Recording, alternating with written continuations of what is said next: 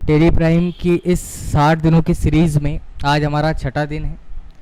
तो जैसा कि आपने लास्ट क्लासेस में देखा होगा कि हमने यहाँ पर ये जो बाउचर्स हैं हमारे, इस पर हम गए थे और हमारा एक जो बाउचर है F4 काउंट्रा, इसको मैंने आपके साथ डिस्कस किया था। क्या होता है एक बार मैं आपको रिपीट करवाता हूँ, देन फिर हम आगे चलते हैं। देखें आप यहाँ पर सबसे फर्स्ट हम लोग यहाँ से बाउचर पर आते हैं। बाउचर पर आने के बाद जैसा कि मैंने कल आपके साथ डिस्कस किया था कि हम लोगों के पास ये जो स्क्रीन है यहाँ पर ये सिंगल एंट्री है। अब ये कैसे पता चलेगा सिंगल एंट्री है या डबल एंट्री है? तो ये जो स्क्रीन आप देख रहे हैं यहाँ पर एक ऑप्शन आपको दिख रहा होगा सिस्टम पर, चेंज मोड, जिसका एक शॉर्टकट बटन है Ctrl+H। इस पर हम लोग जाते हैं। इस पर जैसे ही आप जाएंगे तो आप देखेंगे कि यहाँ पर लिखा हुआ है list of mode and uses. इस पर जब हम जाते हैं तो हमारे पास एक सिंगल एंट्री और एक आप देख रहे होंगे यहाँ लिखा हुआ है डबल एंट्री। तो हम लोग बेसिकली काम करते हैं डबल एंट्री पर, हालांकि सिंगल पर भी कर सकते हैं। तो वन बाय वन मैं आपको बताता हूँ सिंगल एंट्री एक्चुअल में क्या है या डबल एंट्री क्या है। मैंने बताया भी है लास्ट क्लास में। देखें आप यहाँ से डबल एंट्री पर हम लोग जाते हैं। डबल एंट्री पर जाने के बाद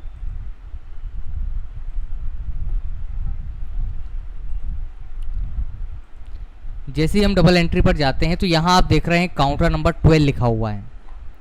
तो यहाँ पर आप ये देख रहे हैं, यहाँ एक लिखा है लिस्ट ऑफ लेजर अकाउंट्स, जहाँ हमारे पास एक्सिस बैंक है, बैंक ऑफ इंडिया है, यूको है, यस बैंक है।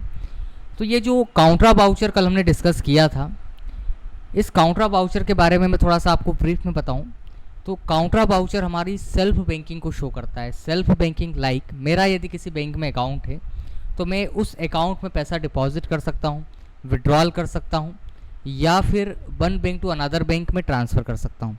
लेकिन क्राइटेरिया ये है कि जब तक आप पैसा डिपॉजिट नहीं करेंगे तब तक आप पैसा विड्रॉल नहीं कर पाएंगे। जब तक आप पैसा डिपॉजिट नहीं करेंगे आप ट्रांसफ़र नहीं कर सकते। मतलब फर्स्ट प्रायोरिटी जो रहेगी वो ये रहेगी कि आप किसी बैंक में पैसा डिपॉजिट कर रहे हैं। तो डिपॉजिट वाले केस में हम लोग यहाँ से आते हैं कैश में। अब हम कैश ही क्यों लिख रहे हैं, बैंक क्यों नहीं लिख रहे हैं? तो ये मैंने पिछली क्लासेस में बताया है, रूल्स ऑफ अकाउंट। आप उसका वीडियो देखें, लिंक आपको मिल जाएगा ग्रुप में। तो यहाँ से आप देखें कि कैश पर जाने के बाद यहाँ से हम लोग जाते हैं। जैसे यहाँ पर आप जैसे ही कैश पर गए, यहाँ आपने बैलेंस लिखा 20,000 या जो भी आपको लिखना हो वो आप यहाँ लिख सकते हैं। जैसा आप यहाँ देख रहे हैं कि करेंट बैलेंस मेरा 68,000 है, 68,000 रुपये है। और ये जो बैलेंस है, जैसे कल वाली क्लासेस में भी हमने डिस्कस किया था कि दो तरीके के बैलेंस होते हैं, एक होता है रेड कलर में, एक होता है ब्लैक कलर में। तो जो ब्लैक कलर का बैलेंस है वो हमारा पॉजिटिव बैलेंस है, मतलब वो पैसा हमारे अकाउंट में है। और एक हम लोगों के पास होता है रेड कलर में, तो रेड कलर को हम इसमें मानते हैं नेगेटिव, मतलब ये पैसा हमारा नहीं है। तो अभी आप देखें 68,000 तो ऑलरेडी है। जैसे ही आप 20,000 लिखकर एंटर करेंगे तो 68 + 20 आपका बैलेंस हो जाएगा 88। यहाँ पर आपके पास अभी एक्सिस बैंक आ गया, लेकिन जैसे सपोज़ आपको अदर किसी बैंक में डिपॉजिट करना है तो आप यहाँ से जाते हैं क्रिएट पर। ये आप देख रहे होंगे यहाँ लिखा हुआ है क्रिएट बटन। जैसे ही आप क्रिएट पर जाएंगे तो यहाँ जो भी बैंक है आपका, जैसे मैंने यहाँ लिखा सेंट्रल बैंक, और इसका जो अंडर हेड आने वाला है वो क्या आएगा, तो क्या आता है बैंक अकाउंट। जैसे ही आप बैंक अकाउंट पिक करते हैं, क्योंकि बैंक अकाउंट इसलिए भी आता है क्योंकि जब तक आपका किसी बैंक में अकाउंट नहीं होगा तब तक आप उसमें किसी तरीके का लेन देन नहीं कर सकते। तो किसी भी लेन देन को करने के लिए सबसे इम्पॉर्टेंट है कि आपका उस बैंक में अकाउंट हो। अब यहाँ पर आप देख रहे होंगे मेरा जो कर्सर है वो यहाँ है बैंक अकाउंट डिटेल्स पर। अकाउंट होल्डर नेम, खाता धारक का नाम क्या है, तो जैसे कल हमने देखा था टेलीसेंस कंप्यूटर एकेडमी। अकाउंट नंबर हम यहाँ मेंशन करते हैं। इसके बाद आप देख रहे हैं IFSC कोड लिखा हुआ है, इंडियन फाइनेंशियल सर्विस कोड या सिस्टम कोड पासबुक पर मेंशन होता है, वो लोग हम यहाँ लिखते हैं। जैसे क्या है CBIN बैंक। ब्रांच आप बताते हैं, तो ब्रांच जैसे हम लोगों की ब्रांच जैसे भोपाल लगती है तो हमने भोपाल लिखा। देन यहाँ पर एक ऑप्शन आप देख रहे हैं set alter range for chequebook, तो ये ऑप्शन फ़िलहाल आपको यस नहीं करना है। जैसा कि मैंने आपसे प्रॉमिस किया है कि ये जो ऑप्शन है ये हम एक अलग सेगमेंट में पढ़ेंगे, जब हम पूरा बैंकिंग को देखेंगे तब हम इसको यस करेंगे।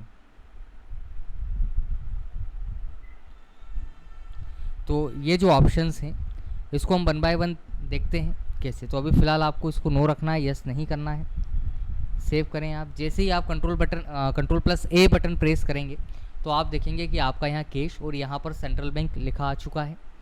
अब यहाँ पर एक ऑप्शन आप ध्यान दें कि यहाँ अभी जो नंबर है काउंटर नंबर 12, जैसे ही आप एंटर बटन प्रेस करते हैं तो एंटर बटन प्रेस करने के बाद आप देखेंगे जो आपकी स्क्रीन है यहाँ लिखा हुआ है ट्रांजैक्शन टाइप। ट्रांजैक्शन टाइप मतलब आप पैसा डिपॉजिट कैसे कर रहे हैं। या तो हम कैश में डिपॉजिट कर सकते हैं, इवन हम चेक में भी कर सकते हैं, लेकिन फ़िलहाल अभी हम कैश कर रहे हैं। ये होता है डिनोमिनेशन, नोटों का विवरण जो आप बताते हैं। तो जैसे हमने यहाँ लिखा 500 के 40 नोट है हम लोगों के पास, 20,000। बैंक नेम हम ऑलरेडी मेंशन कर चुके हैं तो यहाँ हम कुछ भी नहीं देंगे। सेव करें आप। यहाँ एक ऑप्शन आता है नरेशन। नरेशन मतलब जो भी आपका डिस्क्रिप्शन आपको देना हो उससे संबंधित वो आप दे सकते हैं, ऑप्शनल है फ़िलहाल के लिए, तो अभी हम नेगलेक्ट कर देते हैं, छोड़ देते हैं, आगे चलते हैं। जैसे ही आप एंटर करेंगे तो यहाँ एक मैसेज आएगा आपके पास एक्सेप्ट यस आर नो। यदि आप यस में कन्फर्मेशन देते हैं तो आप एक पॉइंट नोटिस करें कि यहाँ पर अभी लिखा हुआ है काउंटर नंबर 12। जैसे ही आप एक्सेप्ट करेंगे ऑटोमेटिकली वो क्या हो जाएगा, काउंटर नंबर 13 हो जाएगा, 13 हो जाएगा। यदि आप रिसेंटली ट्रांजेक्शन्स देखना चाहते हैं तो उसके लिए कीबोर्ड में 2 बटन आपके पास होगी, एक होता है पेज अप और एक होता है पेज डाउन। तो यहाँ से जैसे ही आप पेज अप करेंगे डिटेल आपके सामने है। नेक्स्ट ऑप्शन ये कल मैं बता चुका था। नेक्स्ट ऑप्शन हम लोग देखते हैं कि जिस बैंक में हमने पैसा डिपॉजिट किया है उसी से यदि आपको विड्रॉल करना हो तो विड्रॉल वाले केसेस में हम लोग क्या करते हैं कि यहाँ पर देख रहे होंगे आप, मेरे पास एक्सिस बैंक है, बैंक ऑफ इंडिया है, सेंट्रल है, यूको है, यस है। तो अभी हमने जैसा देखा आपने कि हमने सेंट्रल बैंक में डिपॉजिट किया है तो हम वापस सेंट्रल बैंक पर जाते हैं। जैसे ही आप इस पर जाएंगे तो यहाँ आप देख रहे हैं करंट बैलेंस। करंट बैलेंस में यहाँ आपके पास लिखा हुआ है 20,000, 20,000 रुपये लिखा है। जैसे सपोज़ मैंने आपसे कहा कि मैं 2,000 रुपीज़ विड्रॉल करता हूँ, मेरे किसी अकाउंट में 20,000 रुपये थे, उसमें से मैं 2,000 रुपये यदि निकाल लेता हूँ तो मेरे पास जो रिमेनिंग अमाउंट बचेगा वो बचेगा 18,000 रुपये। मतलब ये जो करंट बैलेंस अभी आपको 20,000 दिख रहा है, एक्चुअल में 20,000 ना होकर वो 18,000 होगा। करें हम एंटर। जैसे ही आप एंटर बटन प्रेस करते हैं तो आप देखेंगे कि आप कैसे निकाल रहे हैं, तो चेक से निकाल रहे हैं या जैसे भी आप निकालते हैं। देन बैंक आपको जो पैसा देती है वो किस में देती है, कैश के रूप में देती है, कैश के फॉर्मेट में देती है। तो आप यहाँ लिखेंगे कैश। तो आपने देखा कि जैसे ही हमने एंटर बटन प्रेस किया तो जिस खाते में हमारे पास या जिस अकाउंट में हमारे पास 20,000 था उसमें ऑटोमेटिकली कितना हो गया, 18,000। तो ये भी कल हम लोग डिस्कस कर चुके थे। एक केस और डिस्कस किया था हमने जिसका नाम है कि हमने एक बैंक से दूसरी बैंक में क्या किया है, अमाउंट ट्रांसफ़र किया। तो जैसे ही आप अमाउंट ट्रांसफ़र करते हैं इसका मतलब है कि यहाँ पर मल्टीपल बैंक हैं आपके पास। जैसे आपने सेंट्रल बैंक लिखा तो अब आप देख रहे होंगे कि यहाँ जो करंट बैलेंस है वो कितना है, 18,000 रुपये है। मैं इस 18,000 रुपये में से 5,000 रुपये किसी अनदर बैंक में ट्रांसफ़र करना चाहता हूँ। मतलब ना तो मैंने कैश डिपॉजिट करा है ना ही मैंने कैश विड्रॉल करा है, बस सिंपल मैंने एक बैंक से कुछ पैसा दूसरी बैंक में डिपॉजिट करना चाहा है। तो यहाँ पर कैश तो आपको लिखना नहीं है क्योंकि यदि आप कैश लिखेंगे तो पैसा विड्रॉल होगा। तो यहाँ पर आप सेंट्रल बैंक ना लिखकर आप यूको लिख सकते हैं, यस लिख सकते हैं, बैंक ऑफ इंडिया लिख सकते हैं या फिर आप एक्सिस लिख सकते हैं, जो भी आपको सूटेबल लगे। और यदि आपको नया बैंक लिखना है तो आप यहाँ से क्रिएट भी कर सकते हैं। जैसे हम नया बैंक नहीं लिखते हैं, इसी बैंक ऑफ इंडिया पर हम क्लिक कर देते हैं तो आप देख रहे होंगे कि दोनों जगह आपका बैंक आ गया, क्रेडिट में भी बैंक है, डेबिट में भी बैंक है। तो हम ये कैसे पता लगाएं कि किससे पैसा निकला है, तो जो रूल्स ऑफ अकाउंट हमने पढ़ा था सेकंड क्लास में उसमें हमने देखा था कि व्हाट रिसीवर द डेबिट, जो पर्सनल अकाउंट है वो ये कहता है कि receiver the debit and giver the credit. पाने वाला व्यक्ति डेबिट होता है और देने वाला व्यक्ति जो होता है वो क्रेडिट होता है। तो सीधी सी बात है कि जब आप one bank to another bank transfer करेंगे तो एक बैंक से पैसा कटेगा और वही पैसा दूसरी बैंक में डिपॉजिट होगा। इसका मतलब है कि हमने अभी पढ़ा कि क्रेडिट गिवर द क्रेडिट, देने वाला व्यक्ति क्रेडिट होता है। तो इसका मतलब है कि सेंट्रल बैंक से पैसा किस बैंक में ट्रांसफ़र हुआ है, बैंक ऑफ इंडिया में। मतलब इन शॉर्ट आप ये कह सकते हैं कि सेंट्रल बैंक से पैसा कटा है और बैंक ऑफ इंडिया में आपने पैसा जमा किया है। तो ये था हमारा कल का सेशन जिसको हमने अभी डिस्कस किया, जिसको मैंने आपको रिपीट करवाया। आज हम लोग स्टार्ट कर रहे हैं नेक्स्ट ऑप्शन हमारे पास आता है, जैसे काउंटर तो हम कल कर चुके थे, अगला ऑप्शन आता है आपके पास पेमेंट। जैसा आपने यहाँ कल F4 पर क्लिक किया था वैसा ही आप आज क्लिक करेंगे F5 पर। जैसे ही आप पेमेंट पर क्लिक करते हैं तो आप यहाँ देख रहे होंगे पेमेंट लिखा हुआ है, पेमेंट नंबर 1। यहाँ फर्स्ट ऑप्शन है डेबिट, तो तो ऑब्वियस सीधी सी बात है कि नेक्स्ट ऑप्शन आपका क्रेडिट होगा। पेमेंट एक्चुअल में होता क्या है, जैसे काउंटरा के बारे में कहा गया कि ये सेल्फ बैंकिंग को डिनोट करता है, ठीक उसी तरीके से जो पेमेंट है, पेमेंट ऑल ओवर जो एक्सपेंसेस है, जितना भी खर्च होता है या जहाँ पर भी आप खर्च करते हैं, वो सारा जो रिकॉर्ड है वो इस F5 पेमेंट वाउचर में रिकॉर्ड किया जाता है। कैसे? जैसे किसी पर्टिकुलर पर्सन की सैलरी आपको देना हो तो आप F5 का यूज़ करेंगे, किसी पर्टिकुलर पर्सन को आपको रेंट देना हो, वेजेस देना हो, इलेक्ट्रिसिटी बिल आपको पे करना हो, रेंट है, या जो भी हमारे एक्सपेंसेस, मतलब कुल मिला के ऐसा सेटअप जिसमें हमारे पास से पैसा जा रहा है, तो वो सारा जो डाटा है वो हम कहाँ रिकॉर्ड करते हैं? इस F5 पेमेंट वाउचर में। कैसे? देखें आप, मैंने आपसे कहा कि मैंने किसी सुमित नाम के व्यक्ति को पेमेंट करा, आप कोई भी नाम लिख सकते हैं, जैसे मैंने यहाँ लिखा सुमित नाम का व्यक्ति है, उसको हम पे करते हैं। तो यहाँ जो लिस्ट ऑफ लेज़र अकाउंट आप देख रहे हैं, मेरा कर्सर जो है अभी यहाँ है लिस्ट ऑफ लेज़र अकाउंट पर।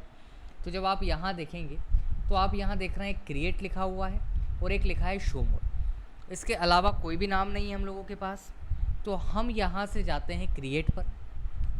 क्रिएट पर जाने के बाद यहाँ नाम लिखा आपने, जैसे मैंने अभी आपसे कहा कि सुमित नाम है, सुमित लिखा। अब कल तक ये होता था कि जब हम बैंक में पैसा जमा करते थे तो उसका अंडरहेड जो आता था वो बैंक अकाउंट आता था। अब इसका अंडरहेड बैंक अकाउंट नहीं आएगा, कारण ये हमारा अकाउंट नहीं है। इसका अंडरहेड क्या आएगा? तो क्या आएगा? Indirect expenses. जितनी भी सैलरीज वगैरह होती है, वेजेस होते हैं, सारे किस अंडर ग्रुप में आते हैं, किस समूह में आते हैं? तो किस में आते हैं? Indirect expenses. एक्सपेंसेस मतलब होता है खर्च। एक्सपेंसेस मतलब क्या होता है? खर्च होता है। इनडायरेक्ट मतलब एक्सपेंसेस दो प्रकार के हैं, एक होता है डायरेक्ट एक्सपेंस, जैसे अभी आप यहाँ देख रहे होंगे, यहाँ एक लिखा हुआ है डायरेक्ट एक्सपेंस, और एक आप देख रहे होंगे उसी के नीचे लिखा हुआ है इनडायरेक्ट। एक कन्फ्यूज़न के लिए एक ऑप्शन ये भी है, एक्सपेंस इनडायरेक्ट, तो बेसिकली वो है इनडायरेक्ट एक्सपेंसेस ही, मतलब दो ही ऑप्शन है, एक है डायरेक्ट एक्सपेंस और एक हमारे पास होता है इनडायरेक्ट एक्सपेंसेस। डायरेक्ट एक्सपेंसेस क्या है? डायरेक्ट एक्सपेंसेस वो एक्सपेंसेस है जिसमें सीधे तौर से आपकी फर्म पर इम्पेक्ट आता हो या आपकी फर्म पर प्रभाव पड़ता हो। लाइक आप इलेक्ट्रिसिटी बिल पे नहीं करेंगे, आपका इलेक्ट्रिसिटी कट हो जाएगा। आप किसी को रेंट नहीं देंगे, सामने वाला जो लैंडलॉर्ड है वो हमसे खाली कराएगा। लेकिन जो सैलरी होती है वो कैसी होती है? तो कैसी होती है? इनडायरेक्ट एक्सपेंसेस होती है। कारण कि जो व्यक्ति जिस फर्म में काम करता है और आप उस व्यक्ति को, मतलब इसको ऐसे समझें आप, फॉर एन एग्जांपल से हम बात करें, जैसे कोई स्कूल है या कोई इंस्टीट्यूशन है, तो वहाँ पर जो टीचर फैकल्टी काम करती है और आप जो फीस पे करते हैं, तो आप किसी पर्टिकुलर फैकल्टी को पे नहीं कर रहे हैं, आप जो अमाउंट पे कर रहे हैं वो संस्था को पे कर रहे हैं, इंस्टीट्यूशन को पे कर रहे हैं, स्कूल या कॉलेज जो भी है उसको आप पे कर रहे हैं। फिर सारा फंड कलेक्ट करने के बाद इंस्टीट्यूशन वो भी जो टीचर फैकल्टी है उसको प्रोवाइड करती है। तो ये जो है ये कहलाता है इनडायरेक्ट एक्सपेंसेस। तो जब कभी भी सैलरीज़ की बात आएगी तो इनका अंडरहेड क्या आने वाला है? तो क्या आएगा? Indirect expenses. इसको आप Ctrl+A बटन से सेव करें। जैसे ही आप सेव करते हैं तो यहाँ हमारे पास आता है अमाउंट, जो भी अमाउंट है वो अमाउंट आपने मेंशन किया, जैसे 5000। देन अभी फ़िलहाल हम जो पेमेंट कर रहे हैं वो कैसा कर रहे हैं? कैश। हालांकि आगे जाकर हमारे पास ये ऑप्शन बनता है कि हम लोग चेक से पेमेंट कर सकते हैं, फ़ोन पे, गूगल पे, डेबिट कार्ड, क्रेडिट कार्ड, ये मल्टीपल ऑप्शंस हम लोगों के पास होते हैं। तो फ़िलहाल आपको जो पेमेंट करना है वो कैसे करना है? कैश। कैश आपने लिखा। अब जैसे ही आप एंटर करते हैं तो आपका जो कर्सर है वो कहाँ आएगा? नरेशन पर। आपने किस कारण से पेमेंट करा है वो आप यहाँ मेंशन कर सकते हैं, करना हो तो, नहीं करना हो तो इतना कोई असेंशियल पार्ट नहीं है, मतलब फ़िलहाल आप छोड़ सकते हैं। जैसे मैंने छोड़ दिया फ़िलहाल। अब यहाँ पर आप देख रहे होंगे हमारे पास एक ऑप्शन लिखा है एक्सेप्ट यस एंड नो। तो यहाँ जैसे ही आप एंटर करते हैं तो इसको हमने यस किया। जैसे ही आप यस करेंगे तो आप देख रहे होंगे कि यहाँ हमारा पेमेंट नंबर क्या है? तो क्या है? 2 है। पहले जैसे 1 था। यदि आपको रिसेंटली ट्रांजेक्शन देखना है तो हम यहाँ से क्या करते हैं? तो क्या करते हैं, जैसे ही आप पेज अप करेंगे तो आपकी स्क्रीन पर रिसेंटली ट्रांजेक्शन शो होगा। देखिए आप, एक बार और रिपीट करके बताता हूँ मैं आपको। जैसे मैंने आपसे कहा कि मैंने किसी पीयूष नाम के व्यक्ति को पे किया, तो जैसे ही आप पीयूष नाम के व्यक्ति पर बात करेंगे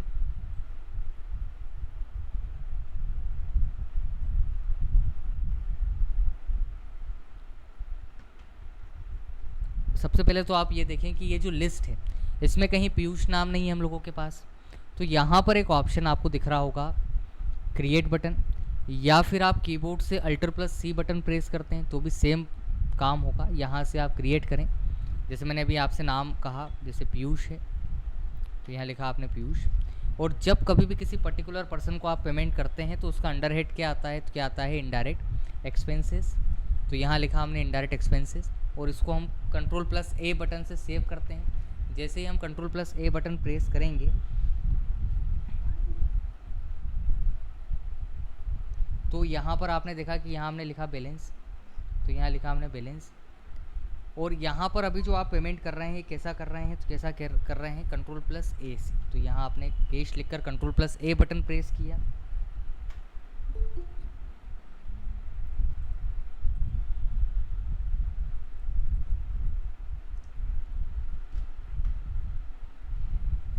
तो ये हमारा था कि हमने पेमेंट में किसी पर्टिकुलर पर्सन को पेमेंट किया। ऐसा ही हम लोग मैनेज कर सकते हैं, जैसे सपोज़ आपने हाउस रेंट पे किया है, शॉप रेंट पे किया है, इलेक्ट्रिसिटी बिल पे किया है, मतलब ऑल ओवर जो एक्सपेंसेस हैं आपके, वो सारा आप कहाँ रिकॉर्ड करेंगे, तो कहाँ रिकॉर्ड करेंगे F5 पेमेंट वाउचर। जैसे आपको रेंट देना है तो आप यहाँ से गए क्रिएट पर, क्रिएट पर जाने के बाद यहाँ आपने लिखा जैसे हाउस रेंट। हाउस रेंट लिखने के बाद यहाँ पर इसका जो अंडर हेड आएगा वो आएगा इनडायरेक्ट एक्सपेंसेस, और इसको आप Ctrl+A से सेव करेंगे। कितना पे किया है, तो आपने यहाँ लिखा जैसे 30,000 रुपये। और कैसे पे कर रहे हैं, तो कैसे पे कर रहे हैं कैश। और इस पूरे को हम सेव करेंगे Ctrl+A बटन से। जैसे अब इसके बाद मैंने किसी पर्टिकुलर पर्सन का आपको कहा कि मैंने किसी विशाल नाम के व्यक्ति को पे किया, तो ये जो लिस्ट आप देख रहे हैं, जैसे अभी आप कर्सर देखें यहाँ लिखा हुआ है लिस्ट ऑफ लेजर अकाउंट। तो ये जो लिस्ट है इसमें कहीं पीयूष विशाल नाम तो है नहीं अभी हमारे पास। तो हम यहाँ से आते हैं क्रिएट पर। आपके पास दो ऑप्शन है, या तो आप क्रिएट पर चल जाएं, या फिर आप चाहते हैं कि हम माउस का यूज़ ना करें तो आप कीबोर्ड से Alt+C बटन प्रेस करेंगे तो सेम वर्क होगा। जैसे मैं यहाँ क्लिक करता हूँ तो भी एज इट इज़ है, यदि मैं मेरे कीबोर्ड से Alt+C करता हूँ तो भी आप देखें सेम परफॉर्म होगा। यहाँ लिखा आपने जैसे क्या नाम था हमारा, विशाल। और जब कभी भी किसी पर्टिकुलर पर्सन को आप अमाउंट पे करते हैं तो उसका अंडर हेड क्या होता है, तो क्या होता है इनडायरेक्ट एक्सपेंसेस। तो यहाँ लिखा हमने इनडायरेक्ट एक्सपेंसेस। इसको आप सेव करते हैं Ctrl+A से। जो भी अमाउंट आपको देना है वो अमाउंट आपने लिखा, और फ़िलहाल के लिए आपको सारे ट्रांजेक्शन्स में कैश ही लिखना है। आगे चलकर नेक्स्ट क्लासेस में हम डिस्कस करेंगे कि हम किसी व्यक्ति को चेक से पेमेंट कैसे कर सकते हैं, NEFT, RTGS, फ़ोनपे, गूगल पे, या जितने भी ऑनलाइन हमारे पास कंटेंट है उससे हम कैसे पे करते हैं, तो वो आगे हम क्लासेस में डिस्कस करेंगे। तो अभी फ़िलहाल आपको कैश लिखना है। और इस पूरे कंटेंट को आप Ctrl+A से सेव करने से पहले एक पॉइंट आप देखें कि यहाँ लिखा हुआ है पेमेंट नंबर 4। जैसे ही आप कीबोर्ड से Ctrl+A बटन प्रेस करेंगे तो ऑटोमेटिकली आप देख रहे होंगे यहाँ हमारे पास कितना हो गया, 5 हो गया। यदि आपको रिसेंटली ट्रांजेक्शन्स देखने हैं तो कीबोर्ड में एक ऑप्शन आपको मिलेगा पेज अप और एक मिलता है पेज डाउन। तो पिछला पेज यदि आपको देखना है या प्रीवियस ट्रांजेक्शन्स आपको देखने हैं तो आप यहाँ से पेज अप करेंगे। 1 बाय 1 आप पेज अप करते जाएं, 1 बाय 1 वो आपको एंट्रीज दिखाते जाएगा। तो ये था हमारा आज का F5 पेमेंट वाउचर। तो इसमें जो भी आपके डाउट्स हैं, जो भी क्यूरीज़ हैं, वो आप पूछें पहले, फिर हम आगे बढ़ते हैं।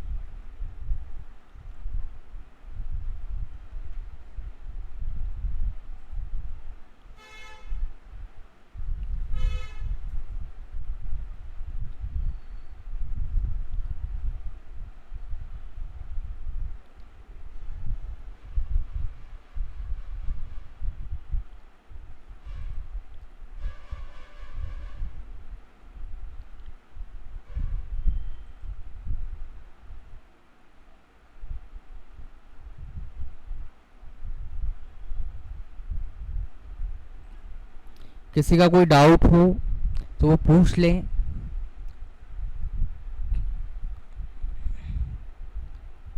या एक बार आप चलाकर देख लें अपने पीसी पर, लैपटॉप पर एक बार आप चला लें। यदि आपके कोई भी डाउट्स हैं या क्यूरी हैं तो आप मैसेज में मुझसे पूछ लें। हेलो सर, पेमेंट में तो डाउट नहीं है, लेकिन अगर करेंट अकाउंट का हम बैंक अकाउंट बनाते हैं तो उसका भी अंडर ग्रुप बैंक ही अकाउंट लेंगे या फिर दूसरा रखेंगे? नहीं, डिपेंड करता है कि बैंक ने आपको ओडी लिमिट दिया है या नहीं दिया है। जैसे करेंट अकाउंट में क्या होता है कि ओडी लिमिट बैंक प्रोवाइड करती है, तो यदि ओडी है तो फिर आप ओडी रखिए, और यदि लिमिट आपको नहीं दिया है तो फिर आप बैंक अकाउंट ही लिखिए उसके। जैसे सीसी अकाउंट है, अगर उसका अंडर क्या जाएगा, बैंक कोड ही जाएगा अकाउंट। हाँ, सीसी है तो वो उसमें ही आएगा फिर आपका, बैंक ओडी में ही आप जाने दीजिए उसको। Okay, thank you. इसके अलावा कोई डाउट आपका या किसी और का कोई डाउट हो तो आप पूछें।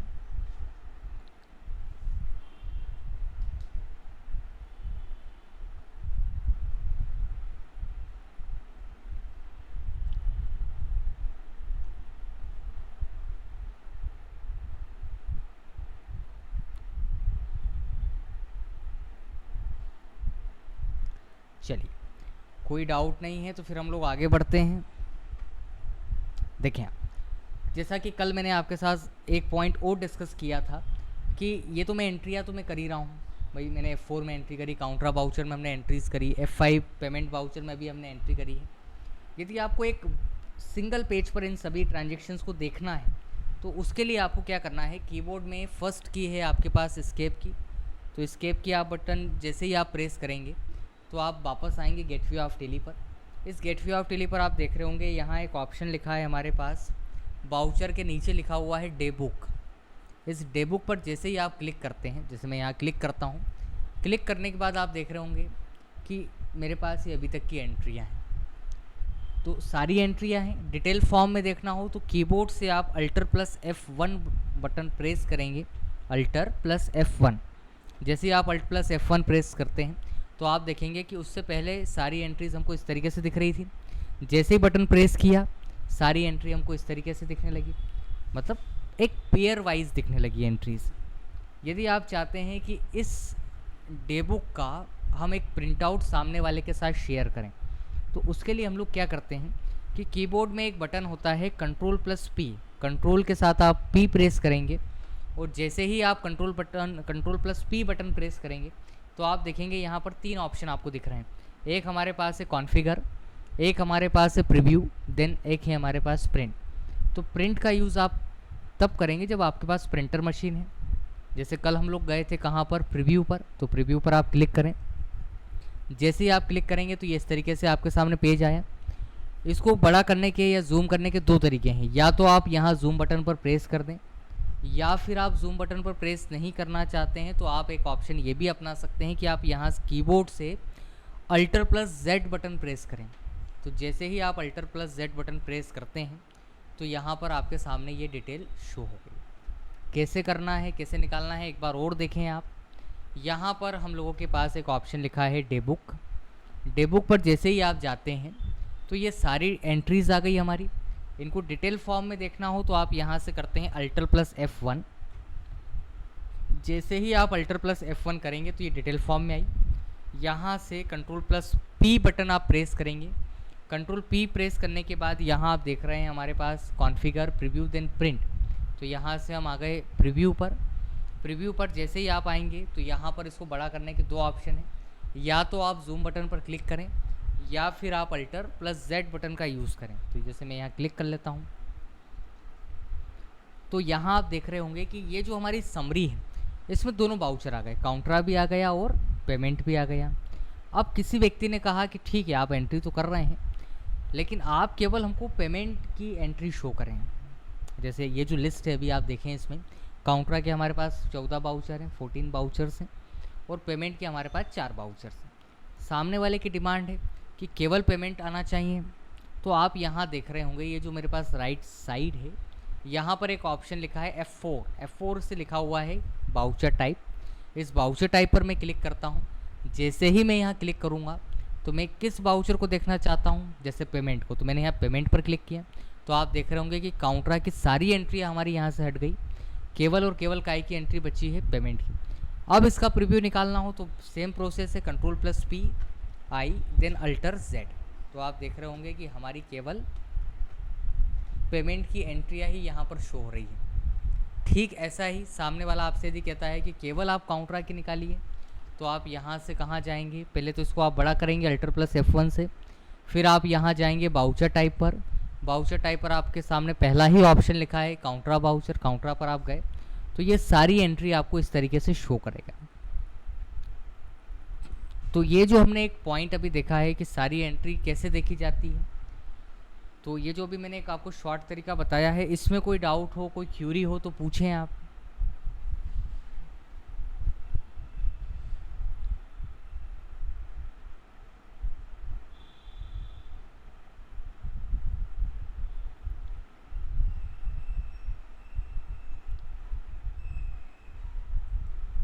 ये जो हमने डेबुक वाला सेगमेंट देखा है, इसको ऑपरेट करने में कोई डाउट, कोई क्यूरी कि कैसे देखते हैं, किस तरीके से ऑपरेट होता है, इसमें कोई डाउट हो तो पूछें आप।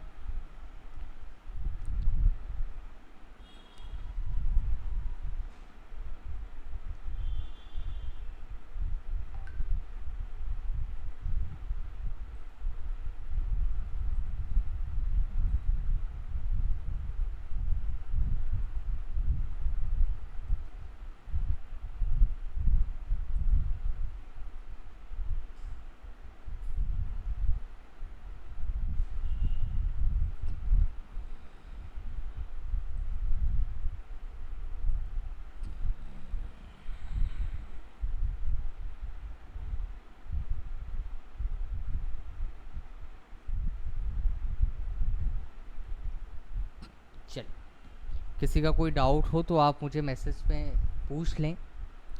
तो ये था हमारा आज का F5 पेमेंट वाउचर कैसे करना है, एक बार और मैं आपको शॉर्ट में बता देता हूँ। यहाँ से आपको जाना है बाउचर पे।